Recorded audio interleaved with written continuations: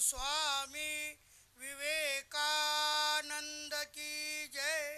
भारत माता की जय। पूजनीय शुकदास महाराज की जय। बंसी विभूषितकर नवनीरदाभात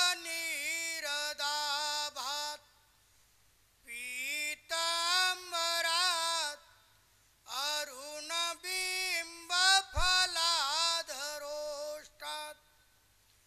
पूर्णेन्दुसुन्दरमुखात् अरविन्दनेत्रात् कृष्णात् परं किमपि तत्त्वमहं न जाने। रामाय रामभद्राय रामचन्द्राय वेधसे रघुनाथाय नाथाय सीताया पतये नमः। भक्ति भक्त भगवंत गुरु चतुर नाम वपुये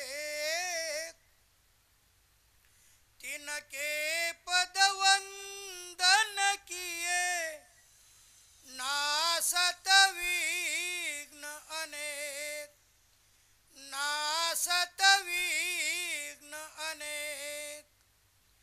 मंगल भवन अमंगल हरि उमा सहित जय जपत पुरारी।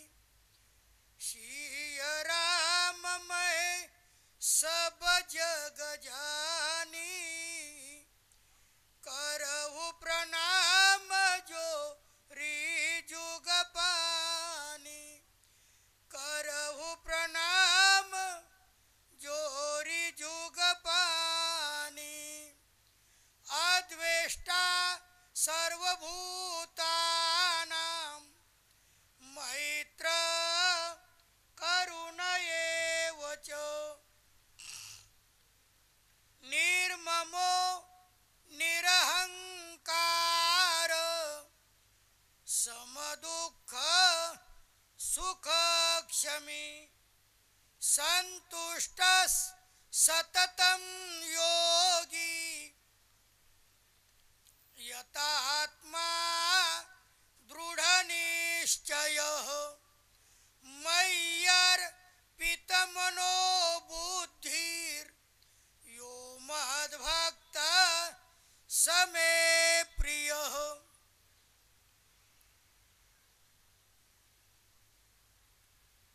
परम पूज्य स्वामी श्री सुखदासजी महाराज द्वारा संस्थापित या विवेकानंद आश्रमामध्ये परम पूज्य महाराज श्रींच्या या समाधी सोहळ्याच्या निमित्तानं आयोजित केलेला हा त्रिदिवसीय महोत्सव आणि त्यातील ही दुसऱ्या दिवसाची प्रवचन रूपी सेवा माझ्याकडे आज्ञेनुसार आलेली आहे। काल आपण महाराजांच्या अनुभूतीतील नेमकाच सज्जन सिंग राजपूत यांनी गायनही केलं। संत संगतीने झालो मी सावध त्या अभंगाचं चिंतन केलं आणि त्यानंतर आपण श्रीमद भगवद गीता 12वा अध्याय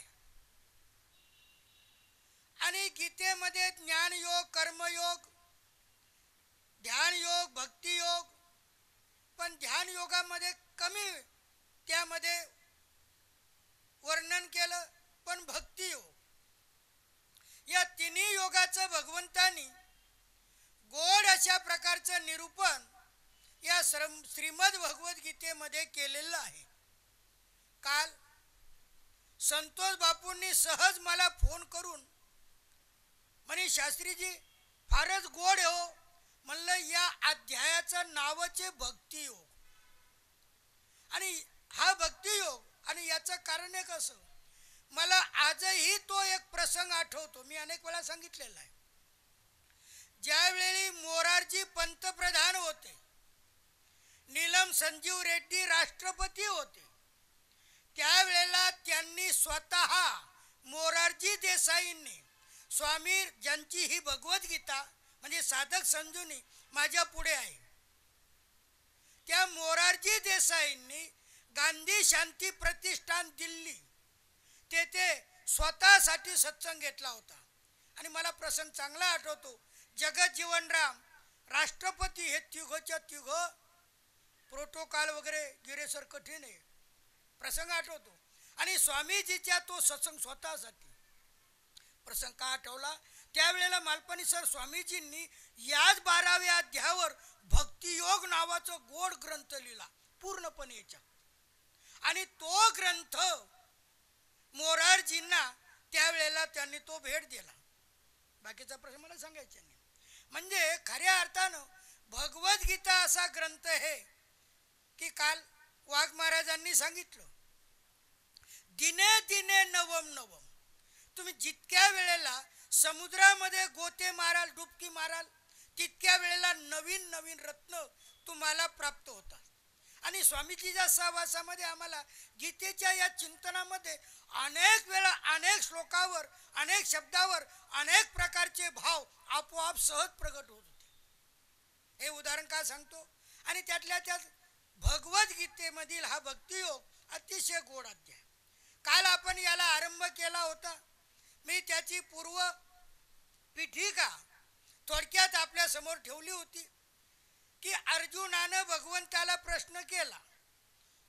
आता याचा 2 मिनिटं उहापोह करून मूळ विषयावर येतो की सगुण भक्त श्रेष्ठ का निर्गुण भक्त श्रेष्ठ. 12व्या अध्यायाच्या पहिल्या श्लोकामध्ये त्याचं उत्तर भगवंतानी दुसऱ्या श्लोकात दिलं, मयी आवेश्य मन आणि श्रद्धया परया उपेता. दुसरा श्लोक. मग श्रद्धेने युक्त जर तो माझी उपासना करतो असा सगुण भक्त त्या दोघांमध्ये श्रेष्ठ आहे. मग प्रश्न निर्माण झाला, मग निर्गुण भक्त श्रेष्ठ नाही का? मग त्याचं उत्तर भगवंतानी 3ऱ्या आणि 4थ्या श्लोकामध्ये दिलं. कसं की ते मामेव प्राप्नुवंती, ते मला प्राप्त होता. अर्जुना, कोणते? सर्व भूत हिते रता, सर्व प्राणी मात्राच्या हितामध्ये मग्न हो ते मला प्राप्त होता. आणि इकडं दुसऱ्या श्लोकात सांगितलं सगुण भक्त श्रेष्ठ, निर्गुण भक्त मला प्राप्त होता. त्याचं कारणही मी काल उहापोह केलं होतं की निर्गुण भक्त भगवंताच्या एका अंगाची उपासना करतो.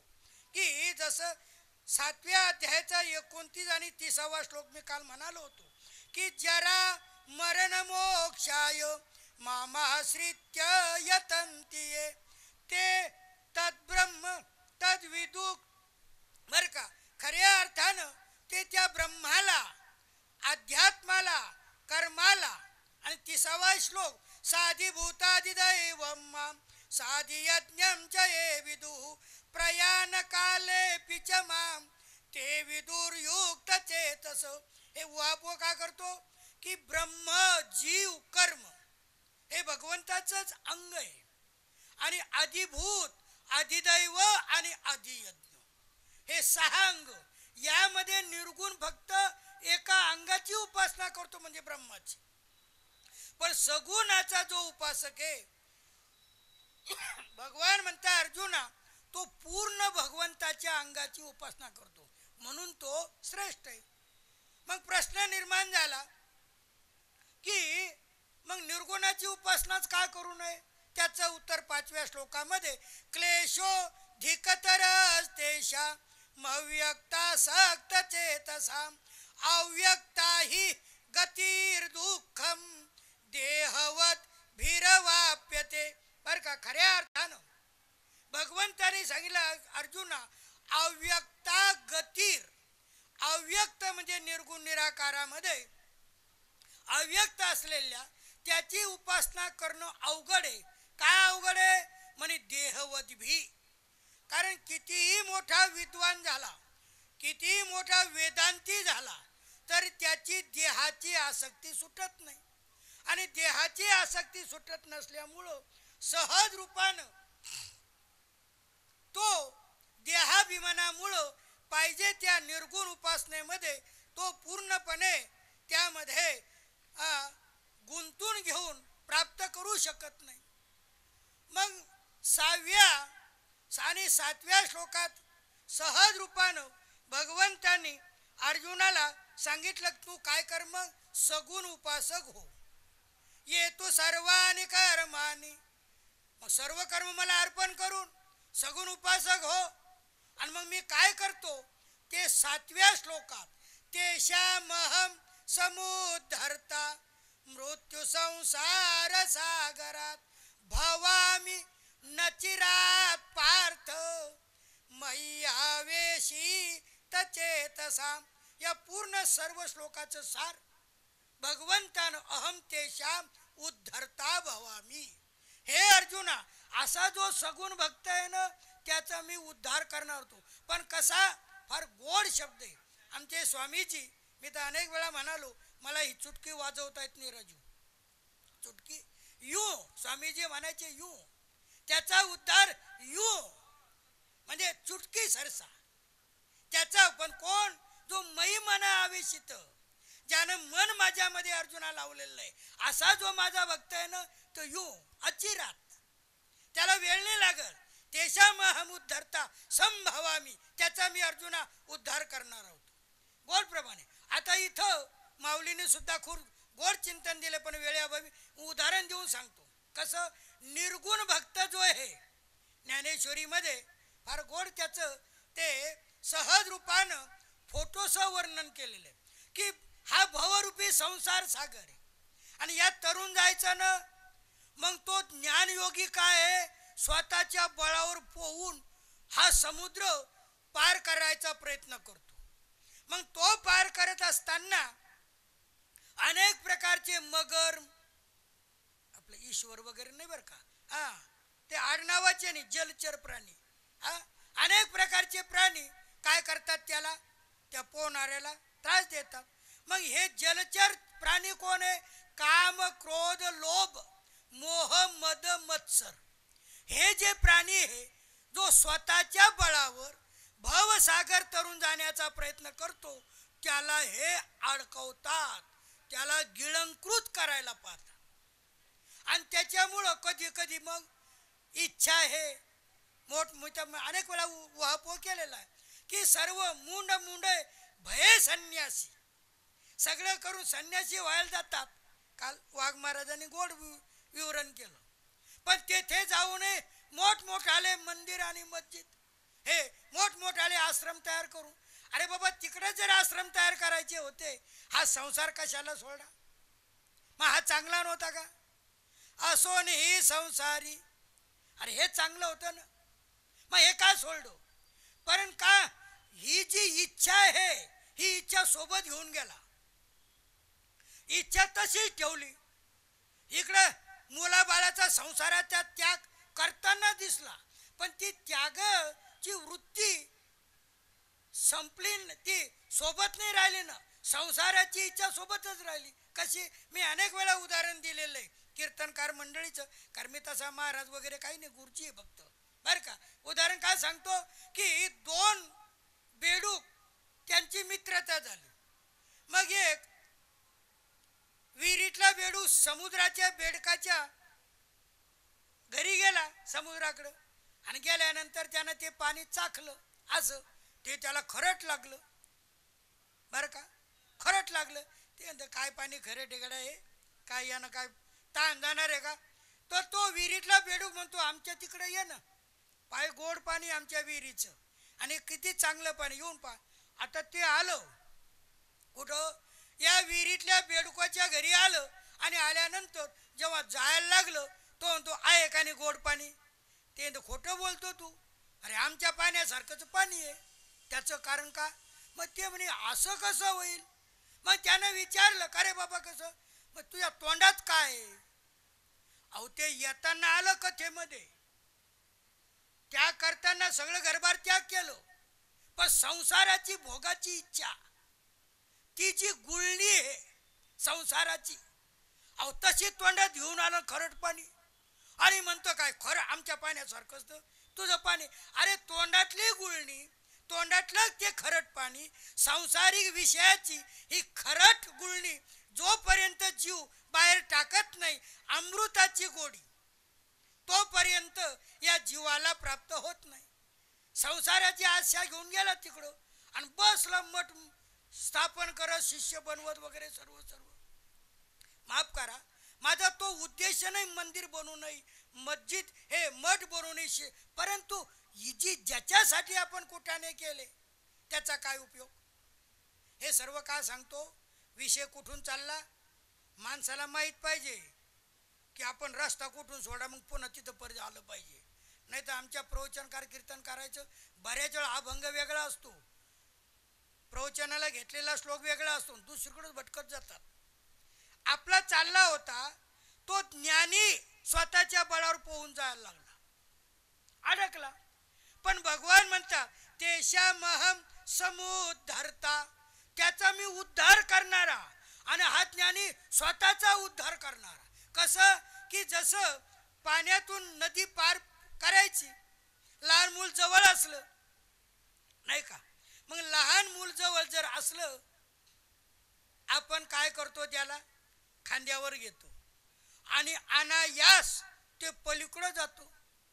आता पलीकडे गेल्यावर ते पाण्यानं ओलं झालं, त्याला काही त्रास झाला, अहो किती सरळ. किंवा दुसरा दृष्टांत द्यायचा म्हणलं, गेरे सर आणखीन एक गोड माऊलीचाच. कोणता? की मांजर आपल्या पिलाला तोंडात घेऊन बाजूला जाते. मग मांजरीचं पिल्लू होणं म्हणजे भक्त होणं. आणि वानराचं पिल्लू त्याला स्वतः त्या आईला धरावं लागतं. म्हणजे त्यानं का सोडलं की रामकृष्ण हरी. मग इथं काय आहे, स्वतःचं कर्तृत्व आहे निर्गुणामध्ये आणि सगुणामध्ये समर्पण भाव आहे. आणि भगवंतानी मग मुद्दाम 6व्या-7व्या श्लोकामध्ये सांगितलं, तू काय हो अर्जुना, सगुणाचा उपासक हो. आणि सगुणाचा उपासक झाला सहज रूपानं, मग हे सर्व वर्णन करताना तू सगुण उपासक हो. आता सगुणाचा उपासक होण्यासाठी भगवंतानी, सुरळकर गुरुजी खऱ्या अर्थानं एवढं हे 12वा अध्याय गोड आहे पहा, की 4 प्रकारचे साधनं सांगितले भगवंतानी. कोणाला? अर्जुनाला. 8वा, 9वा, 10वा, 11वा. मी थोडक्यात ही 20 श्लोकाचं निरूपण घेणार आहे, पण हे गोड असल्यामुळे थोडं थोडं सांगतो. पूर्ण सांगायला मला येतं नाही म्हणा, पण कधी कधी काय असतं, हा काय ज्ञान आहे काय, फक्त म्हणायचं असं. लोकांना वाटतं महाराजाला किती ज्ञान आहे बाप्पा, किती ज्ञान, हे फक्त भपका दाखवायचा असतो बरं का. पण तसं खरंच मला काही, पण एक गोड आहे. गीता पुढे आली का नाही आपोआप, मी काल म्हणालो आपोआप ते चिंतन स्वामीजीच्या डोळ्या पुढे येतं. आणि मग 7व्या श्लोकापर्यंत आलो आपण. 19 श्लोक आहे. आता 8वा, 9वा, 10वा आणि 11वा या 4 श्लोकामध्ये भगवंतानी अर्जुनाला सगुणाच उपासक हो का नाही, मग सगुणाची उपासना कशी करायची. उपासक हो म्हणता देवा तुम्ही, मग ती उपासना कशी करायची, अहो हेही सांगा ना. अहो तिथे जायचं म्हणता, पण कशानं, ती साधनं कोणती. मग भगवंतानी 8व्या श्लोकामध्ये सहज रूपानं 4 प्रकारचे, हे 4 म्हणजे वेगवेगळ्या याच्यामध्ये आसनं सांगताना सहज रूपानं भगवंतानी 8व्या श्लोकामध्ये वर्णन करताना सांगितलं, अर्जुना सहज की समर्पण योग. काय पहिलं साधन काय झालं, समर्पण. मग समर्पण केलं म्हणजे काय, 8वा श्लोक, मय्येव मना धत्स्व मयी बुद्धी निवेशव, पूर्ण वापर करणे. मयी मना धत्स्व, अर्जुना माझ्यामध्ये मन लाव. आता किती सोपं आहे, मन माझ्यामध्ये लाव. म्हणजे मन दुसरीकडे ठेवायचं का नाही, मनाला तेथे गुंतवायचं. कारण सगळ्या या जन्म मृत्यूच्या या सगळ्या चक्राला कारणीभूत कोण आहे, मन आहे. मग तू सगुण उपासक हो. मग सर्वप्रथम काय, मन एव मनुष्यानाम कारणम बंध मोक्षयो. बंध आणि मोक्ष, जीवाला भवसागरातून या बंधनातून मुक्त व्हायचं का, मग हे मोक्षचे, हे मनच आहे. मी तर अनेक वेळा सांगायचो, स्वामीजीचं गोड उदाहरण आहे. मन कसं आहे की रे सर, की चांगली गाडी, तिचा तुम्ही टॉपचा गेअर टाकला तेवढ्या वेगाने ती पुढे जाते. कारण आपल्या दोघाकडे गाड्या होत्या बरं का, त्यामुळे आपल्याला गेअर माहिती आहेत. आणि तो रिव्हर्स गेअर टाकला मागचा की त्या वेगाने ते काय करतो, पळत. मनाला तुम्ही रिव्हर्स गेअर म्हणजे संसार आणि टॉपचा गेअर म्हणजे परमार्थ भक्ती मार्ग. या भक्ती मार्गात तुम्ही टाकलो, अहो असं उधळतं ते. तुम्ही पहा ना, आळंदी पंढरपूर वगैरे किंवा वृंदावन वगैरे या ठिकाणी तुम्ही पहा काय गोड आहे, काय आनंदी आनंद आहे.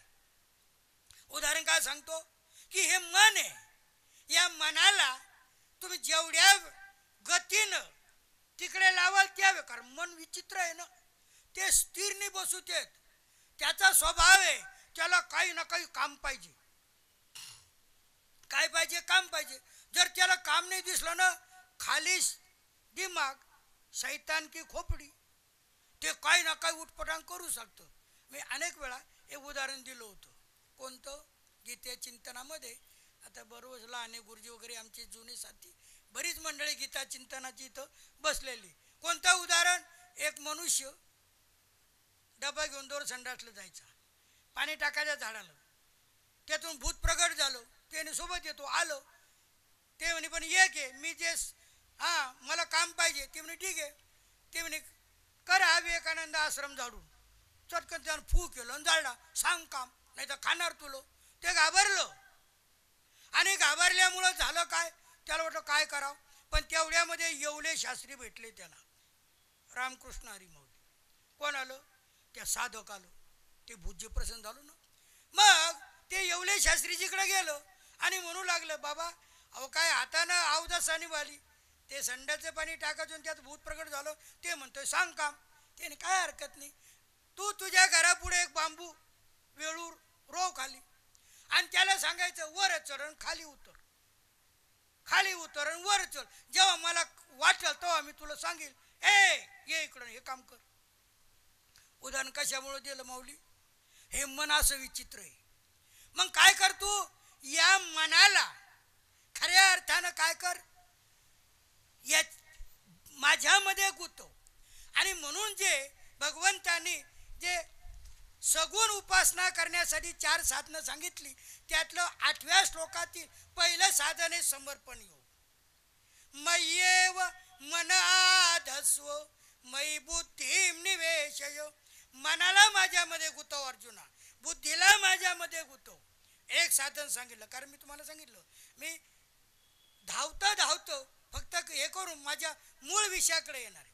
त्यानंतर 9वा जो श्लोक आहे, जसं लहान मुलाला आपण म्हणतो का नाही, अरे बाबा हे पाहिजे का, तो नाही, त्या डब्यातलं उतरून द्या. बरं ती आई तेव डबा उतरती. भगवान पहिला डबा उतरला त्या याच्यावाला, मग हे खातो का नाही, हे नाही तुला आवडत का, मग दुसरं पदार्थ देतो.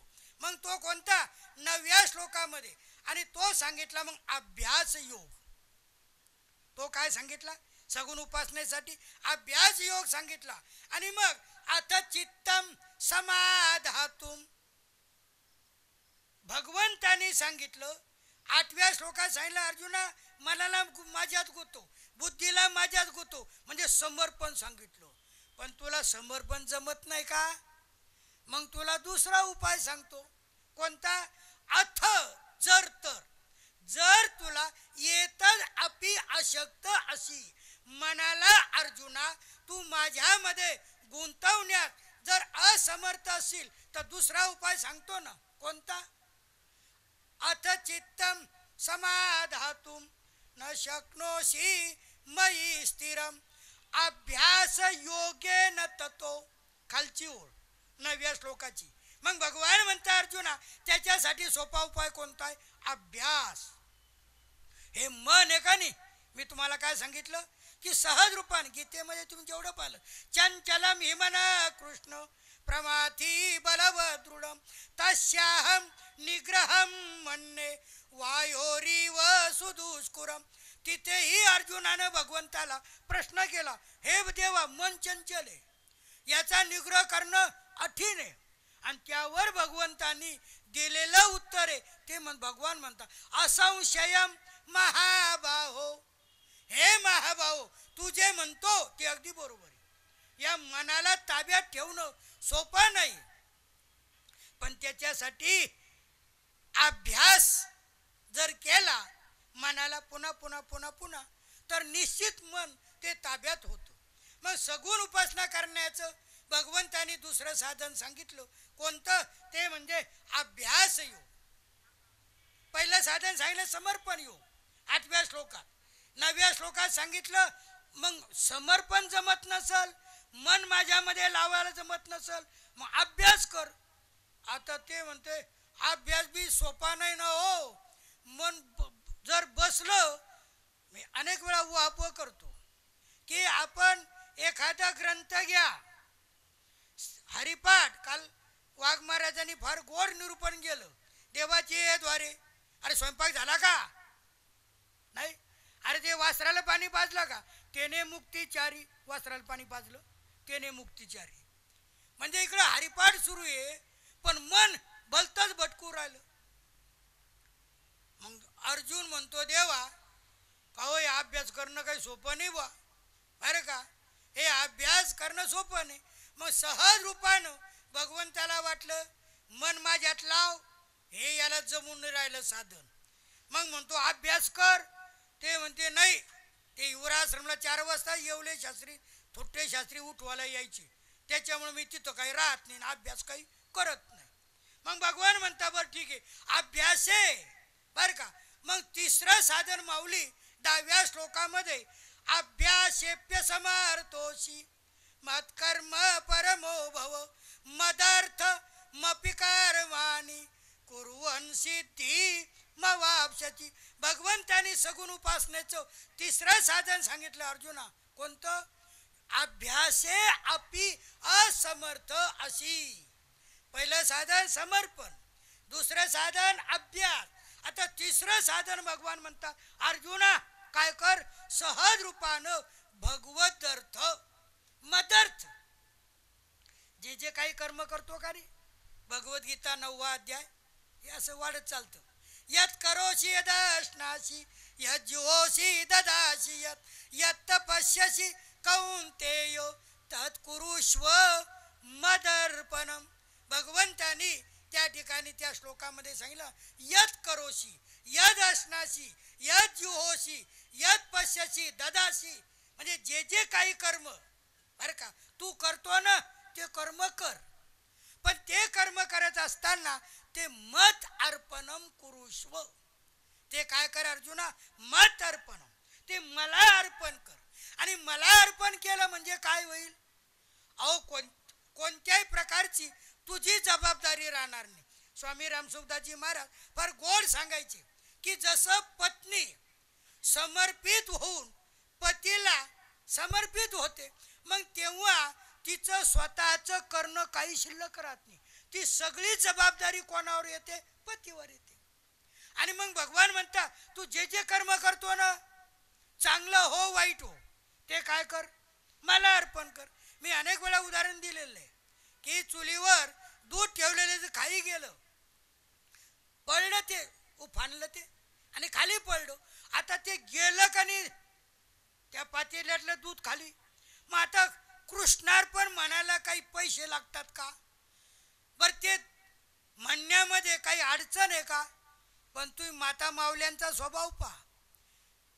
यायच्या नांदात न लय चहाचा तडफडा चालला होता ना, जरा दम धरला असता तर दूध वर गेलं. पहा, अरे म्हणणं कृष्णार्पण, अरे ते खाली पडलं ना, आता ते उचलून घेता येतं का गुरुजी? ते काही उपयोगी आहे का? पण कृष्ण गेले सर, अहो ते गेलं ना, नासलं. जे आपलं नाही, जे नष्ट झालं त्यालाही कृष्णार्पण म्हणायला जीव तयार नाही. शिव्या देऊन त्या बुवाचा सगळा उद्धार. उदाहरण का सांगतो, पण भगवान म्हणता अर्जुना खरं सांगू का, मदर्थ गीतेमध्ये मदर्थ तदर्थ हे सर्व गोड शब्द आहेत.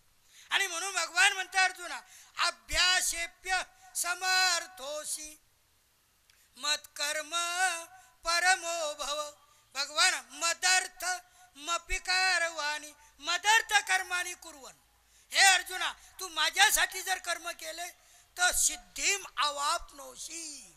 तू सिद्धी म्हणजे त्या सगुण स्वरूप असलेल्या परमात्म स्वरूपाला तू प्राप्त होशील. मग त्या स्वरूपाला अर्जुना तू प्राप्त होशील. आणि म्हणून तिसरं साधन सांगितलं मदर्थ, अर्थात भगवत अर्थ कर्म करायचे. पहिलं साधन 8व्या श्लोकात समर्पण, 9व्या श्लोकामध्ये अभ्यास योग सांगितला, तिसऱ्या 10व्या श्लोकामध्ये माझ्यासाठी कर्म करणार हो. तरी अर्जुन हिलिंग ना डुलिंग, तरी अर्जुनावर काही परिणाम नाही. देवाला वाटलं हे झोपलं का, उठून पाहिलं इथं जागीच होतं, तरी हे उत्तर का देत नाही. मग भगवंतानी पुन्हा सहज रूपानं सगळ्यात सोपा उपाय सांगतो.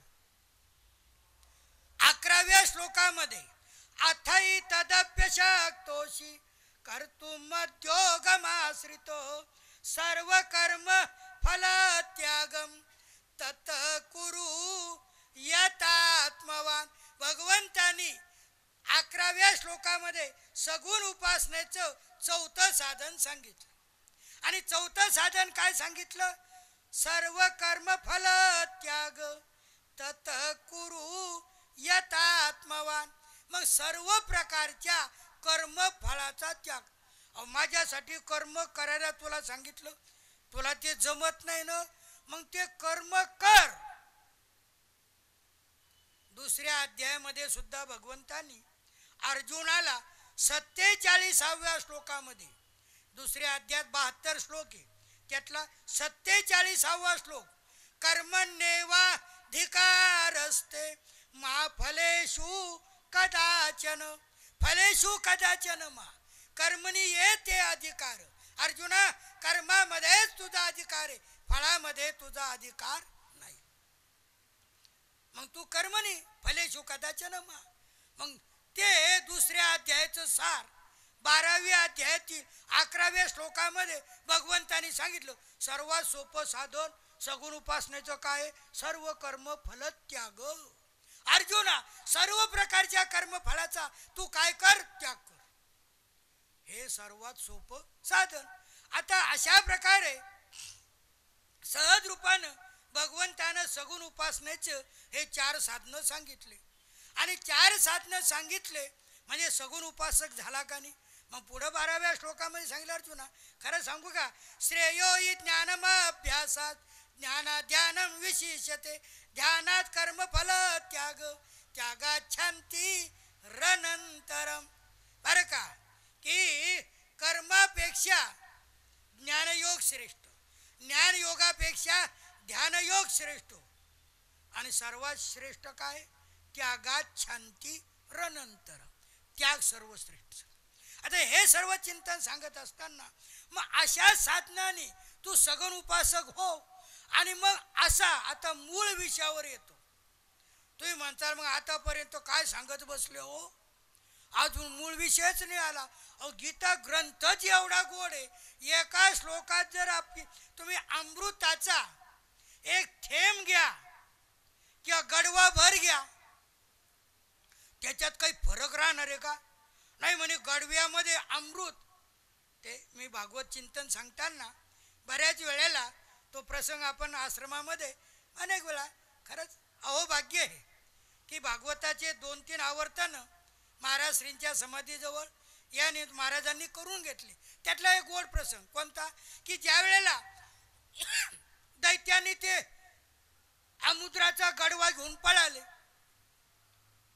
आता देव लागले म्हणे देवा एवढे कष्ट केले, ते म्हणतून आमचे हात पाय कसे लाल झाले, अमृत मिळालं आणि ते दैत्य घेऊन पळाले ना.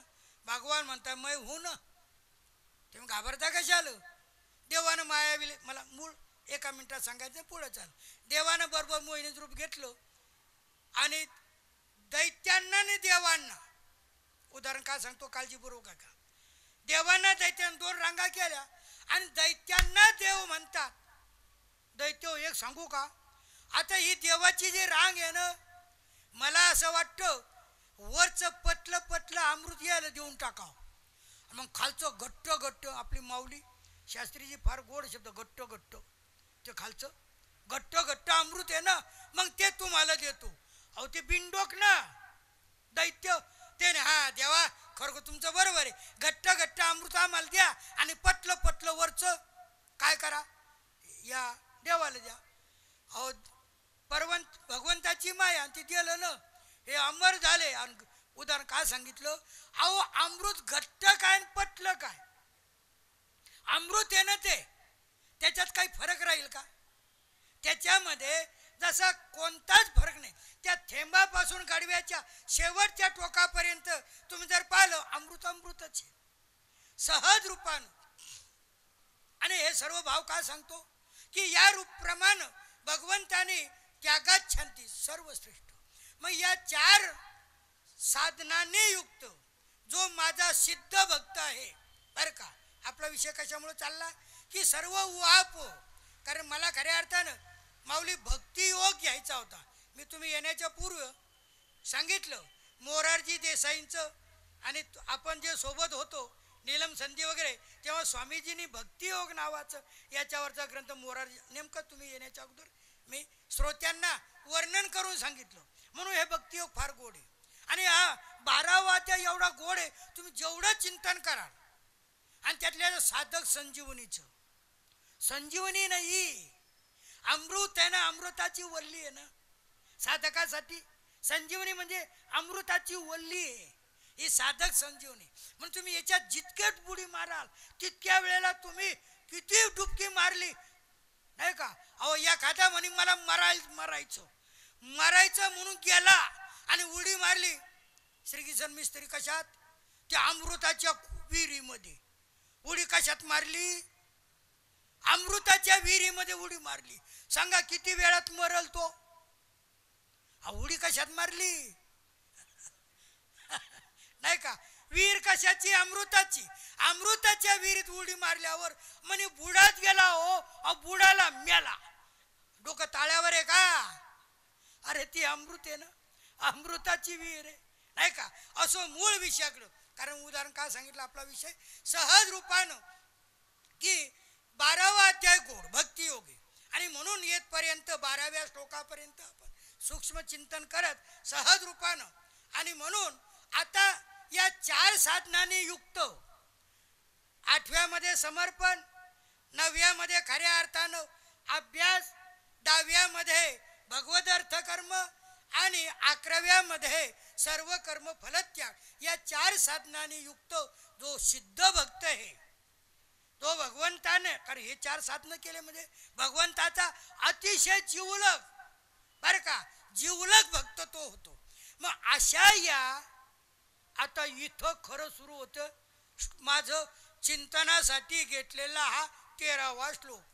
तुम्ही म्हणाल असे महाराज पुन्हा बोलवायचेच नाही का, विचारलं काय सांगतात काय. पण ही पूर्व प्रस्तापना आपल्या लक्षात जोपर्यंत आणू देत नाही तोपर्यंत मूळ विषय काय चालला याच्यामध्ये गोडी निर्माण होत नाही ना. अनेक वेळा आम्ही मेहकरला ज्ञानेश्वरी पारायण घेतो, पण कसं घेतो, गीतेच्या श्लोकाची संता घेतो, त्या श्लोकाचा अर्थ सांगतो. कशा करता, श्लोकाचा अर्थ कळाला म्हणजे माऊलीच्या ओव्याचा अर्थ आपोआप साधकाच्या लक्षात येतो. आणि तीच माझी नेहमीच्याला एक स्वभाव बनलेला, वृत्ती बनलेली. मूळ विषयावर यायचं त्याच्या अगोदरची प्रस्तावना ही श्रोत्यांच्या लक्षात आली पाहिजे, म्हणजे त्यांना आपण काय काय ऐकतो हे लक्षात येतं. असो मूळ विषयाकडं. मग अशा या सर्व साधनांनी युक्त जो भगवंताचा श्रेष्ठ भक्त आहे, मग भगवंतानी आता 13वा 14वा 15वा 16वा 17वा 18वा आणि 19 पहा किती श्लोक झाले ते. अशा या संपूर्ण बरं का 6 श्लोकामध्ये भगवंतानी जो माझा प्रियम भक्त आहे, जो सिद्ध साधक आहे, त्याचे 39 प्रकारचे लक्षणं सांगितली. किती लक्षणं? 13व्या श्लोकापासून 19व्या श्लोकापर्यंत खऱ्या अर्थानं सहज रूपानं 7, बरं का, 7 श्लोक. हां, ते माझं आता गणिताचा गुरुजी नाही, संस्कृतचा गुरुजी होतो बरं का. असो, तर या श्लोकामध्ये सहज रूपानं भगवंतानी काय केलं, त्या सिद्ध भक्त, त्या सिद्ध साधकाचे 39 प्रकारचे लक्षणं सांगितले. आता त्यातील 13वा आणि 14वा जो श्लोक आहे, याच्यामध्ये 12 लक्षणं भगवंतानी त्यामध्ये खऱ्या अर्थानं सांगितले. 13वा आणि 14वा जो चिंतनासाठी अद्वेष्टा सर्वभूतानां मैत्र करुण एवच निर्ममो निरहंकार समदुःख सुख क्षमी संतुष्ट सततं योगी यतात्मा दृढ निश्चय मय्यर पितमनो बुद्धी यो महद्भक्त समे प्रिय. या 13व्या आणि 14व्या श्लोकात त्या 39 सिद्ध भक्ताचे लक्षण जे सांगितले, त्यापैकी या 13व्या आणि 14व्या श्लोकामध्ये 12 लक्षणं सांगितले. त्यातील आता त्या सिद्ध भक्ताचे यामध्ये जे 12 लक्षणं, त्यातील पहिलं लक्षण जे आहे अद्वेष्टा सर्वभूतानां, या एकावरच बोलत राव माऊली. एकच लक्षण पहिलं कोणतं? सर्वभूतानां अद्वेष्टा. त्यानंतर सर्वभूतानां मैत्र, सर्वभूतानां करुण, सर्वभूतानां निर्मम, बरं का, आणि निरहंकार हे स्वतःमध्ये सहज रूपानं सर्वभूतानां अद्वेष्टा. कारण तो जो साधक असतो, सिद्ध भक्त, या लक्षणांनी युक्त खऱ्या अर्थानं त्याच्या अंतःकरणामध्ये प्राणी मात्र सहज रूपामध्ये जेवढे काही जग जेवढे काही चर अचर, जेवढी काही सृष्टी असेल, त्या सर्व प्राणी मात्रामध्ये तो प्रभूलाच व्याप्त पाहतो. भगवंतच जिथं पाहे तिथं, जसं मी चिंतन सुरू करण्यापूर्वी शिय राममय सब जग जानी करऊ प्रणाम जोरी जुग पानी.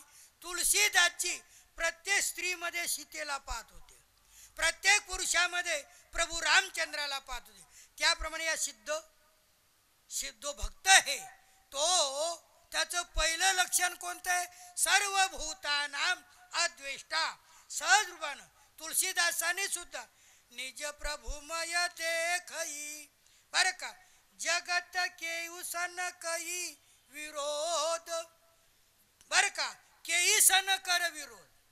निज प्रभुमय देखई जगत, निज प्रभुमय देखई जगत. निज प्रभू, निज म्हणजे झोपायचं नाही बरं का, निज म्हणजे स्वप्रभूलाच संपूर्ण जगतामध्ये तो सिद्ध भक्त भगवंताला काय करतो? सर्व ठिकाणी पाहतो. मग केई सन कर ही विधो शियावर राम, नाही का माऊली? या स्वामीजी सोबत होतो मालपाणी सर, आम्ही आजही आठवतो रामचरित मानसचा पाठ. शियावर रामचंद पद जय शरणम, राम जय सिया राम, जय जय सिया राम, जय सिया राम, जय जय सिया राम. हरिहर निंदा सुनई जो काना, होई पाप गोघात समाना. गोड चौपाया तुळशीदासाच्या रामचरित मानस मध्ये ढालेगाव असो, कुठं उत्तर हिंदुस्थान असो सहज का आठवलं? निज प्रभुमय देखई जगत. संपूर्ण जगामध्ये तो भगवंतालाच पाहतो. मग केई सन करई विरोध, मग भगवंत सर्व ठिकाणी तो व्यापलेला आहे. मग अशामुळं तो कोण्या ठिकाणी कारण परमात्ममय आहे ना. सर्व ठिकाणी काय आहे, तो परमात्माच परमात्मा परिपूर्ण रूपानं भरलेला आहे. मग मग तो परमात्माच जर सहज रूपानं सर्व ठिकाणी भरलेला आहे, मग तो इतर ठिकाणी कोणाला कसं काय पाहिजे. मग जे जे भेटे भूत ते ते मानिजे भगवंत. जे काही सृष्टीमध्ये असेल ते सर्व परमात्ममयच आहे. मग कोणी असो, मी अनेक वेळा उदाहरण दिलं की ते चिंतनात. जसं कालचं जे कीर्तन होतं वाघ महाराजांचं, माऊली आणि नामदेव महाराज नाही का तीर्थयात्रेला. मग नामदेव महाराज ते तीर्थयात्रेला गेले. उदाहरण नाही, फक्त स्मरण देतो.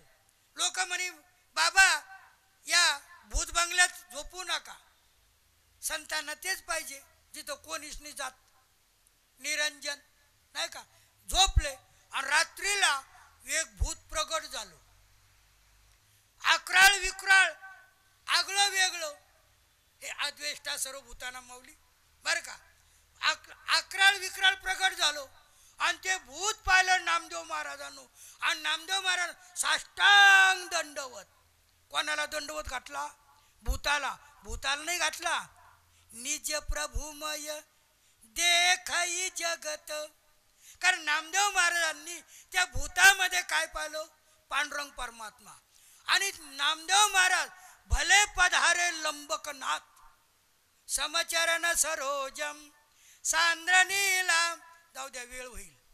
पांडुरंगाचं ते सुंदर ते ध्यान उभे विटेवरी, ते रूप भगवंताचं पाहलो.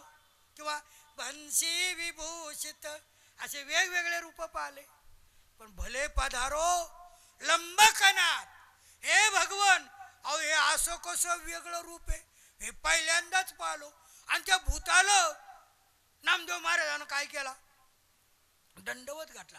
भूताला दंडवत नाही घातला, त्या भूतामध्ये असलेला माझा पांडुरंग परमात्मा आहे त्याला मी दंडवत करत आहे. निज प्रभुमय बरं का देखई जगत. मग अशा प्रकारे सहज पाहिलं म्हणून का सहज रूपानं किंवा माऊली सहज रूपानं स्वामीजीचा या बाबतीमध्ये गिरेसर हे गोड अभंग. पण कोणाचा आहे तो? कबीरदाजीचा आहे. कैसो खेल रचोरे मेरे लाला, स्वामीजीची आठवण येते. हा जो कबीरदाजीचा अभंग आहे का नाही, जिथ देखू उत तू ही तू, कैसी भूल जगत में डारी, साबत करनी करे करनी कर रहो तू, नर नारी में ये कही कही ये दोय जगत ने दर से तू, बालक होय रोवनो लाग्यो, माता बन पुचकार्यो तू, कीड़ी में छोटा बन बैठो तू, हाथी ही में मोटो तू, होय मगन मस्ती में डोले, महावत बन कर बैठो तू, राजा घर राजा बन बैठो तू, भिकारिया में मागता तू, झे होय झगड़ालू झगड़वा लाग्यो, फौजदारा में फौजा तू, कैसो खेल रचोरे मेरे लाला, जिथ देखू उत तू ही तू. स्वामीजी पुढचं चरण फार गोड म्हणायचे. देवल में देवता बन बैठो. देवळामध्ये गिरेसर देव म्हणून पांडुरंग परमात्मा म्हणून तूच आहे. देवल में देवता बन बैठो, पूजा में पुजारी तू, चोरी कर जब बाज चोरटो, खोजन करे तो खोजी तू, राम ही करता राम ही मरता, राम ही करता राम ही भरता, सा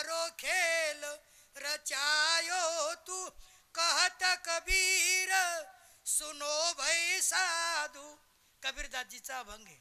कहत स्वामीजीचं गोड भजन होतं. पहा, आम्ही ऋषिकेशला जेव्हा शास्त्रीजीने आम्ही गीता भवनमध्ये राहायचो आणि ते प्रसंग आता मला, कारण उन्हाळ्याचेच दिवस आहे बरं का, म्हणून राम ही करता राम ही भरता सारा खेल रचायो तू. कहत कबीर सुनो भई साधू उलट खोज कर पायो तू. कैसो खेल रचोरे मेरे लाला जित देखू उत तू ही तू.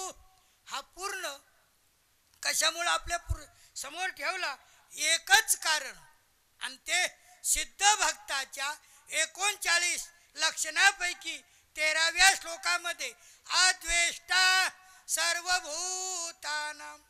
सर्वभूतानाम अद्वेष्टा या एकाच सर्व याच्यावर अनेक वेळा बोलता येईल. मी उदाहरण मी गीतेच्या चिंतनामध्ये लहाने गुरुजी दिलं होतं. कोणतं? सहज एक माणूस कोणा काहीतरी दिलं म्हणून खायला लागला. तिकडे दुसरा माणूस आला, अरे यानं आपल्या घरचं चोरलो म्हणून त्याला बदललो. आणि बड्यानंतर तिसरा आला, तो अरे साधूला मारलं, त्यानं दवाखान्यात नेलो. आता दवाखान्यात नेलं, हे स्वामीजीचं उदाहरण आहे. मी जे जे सांगतो ना, माझ्या पदरचं सुरडकर गुरुजी यातलं काहीच नाही. हे सगळं स्वामी रामसुदाजीचंच चिंतन आहे. त्यांचा प्रत्येक शब्द हा त्यांचाच आहे. माझ्या पदर, कारण मला काहीच येत नाही, हे सर्व त्यांचंच आहे. त्यांचंच उदाहरण सांगतो. का सहज रूपानं दवाखान्यात गिरेसर भरती केलो. डॉक्टर आला, शुद्धीवर आला, तो साधू बाबा शुद्धीवर आला. आल्यानंतर तो बाबा हात दाखवा जरा, इंजेक्शन तो. हा आता इंजेक्शन देतो. पहिलं बदललो बरं का. तो डॉक्टर विचारत पडला, अहो म्हणे बाबा मी नाही मारणारा. तेवढ्यामध्ये एका साधकानं बरं का घी शक्कर दूध काजू बदाम, आपल्याला काय पैसे लागते माऊली, केसर गिसर भरपूर टाकून नाही का राजू, असा मस्त पैकी लंबा लचक. तिकडं आम्ही ते रबडी घ्यायचो, मारवाडी राजस्थान मधली बरं का. मग रबडीचा ग्लास भरून आणला. तेवढ्यामध्ये एक मारतो, एकदा मारतो, एकदा दवाखान्यात भरती करतो, आणि आता रबडीचा ग्लास आणला का तो साधक तो रबडीचा ग्लास ठेवला बिचारा आणि तो पळू लागला. ओ बाबा मी मारणारा नाही. त्याला कुठं बसता पोलिसाच्या भानगडीत नाही का. आपत नसलेली बेजारी नाही, नसलेली डोकेदुखी आहे, आणि म्हणून सहज रूपानं त्यानं विचार करतो पळाला. उदाहरण का, अहो ज्यानं खायला दिलं तोही भगवंत, ज्यानं मारलं तोही भगवंत, ज्यानं दवाखान्यात आणलं बरं का, जो इंजेक्शन देतो डॉक्टर तोही भगवंत, आणि रबडीचा गिलास देणारा तोही भगवंत. कारण अद्वेष्टा सर्वभूतानाम. अरे का, एका शब्दावर किती बोलायचं म्हणलं, अनेक उदाहरण गोडे. परंतु दुसरं जे लक्षण आहे, मैत्र करुण येवच. भगवंताने तिसऱ्या हे 13व्या श्लोकामध्ये जे लक्षणं सांगताना दुसरं लक्षण सांगितलं, सर्वभूतानाम मैत्र. बरं का, संपूर्ण प्राणी मात्राचं मैत्र, सर्वभूतानाम करून माऊली गोड चिंतन आहे. 14व्या अध्यायामध्ये गुरुजी त्या ज्ञानी म्हणजे गुणातीत पुरुष जो आहे, जसं 14व्या अध्यायाचा 21वा श्लोक, कैर्लिंग स्त्री गुणा नेता नतितो भवती प्रभो किमाचार कथम चेताव स्त्रीन गुणा नती वर्तते. तो गुणातीत पुरुष, त्याचे लक्षण कोणते, हे 21व्या श्लोकात 14व्या अध्यायाच्या अर्जुनानं भगवंताला प्रश्न केला. त्याचं उत्तर भगवंतानी 23, 22, 23, 24, 25 त्यातला 22वा श्लोक गिरे सर, प्रकाशंच प्रवृत्तींच मोहमेव च पांडव. जाऊ द्या, पुन्हा भगवद्गीता सुरू होईल आणि हे म्हणतील का हो तुम्हाला पुढच्यांना आणखीन संगीत वगैरे आहे का नाही. असो, मूळ विषय. मग तिथे गुणातीताचे सुरकर गुरुजी लक्षणं भगवंतांनी सांगितली. पण उदाहरण काय सांगितलं, गुणातीताचे लक्षणं सांगताना त्याच्यामध्ये मैत्र मालपानी सर आणि करुण हे कधीच येत नाही गुणातीत मध्ये. कारण तो कसा म्हणजे शुष्क असतो, आणि साधक हा बरं का गुलाबजामू सारखा रस पूर्ण असतो. डायबिटीस आहे, खायला नाही पण बोलायला चालतं ना राजू.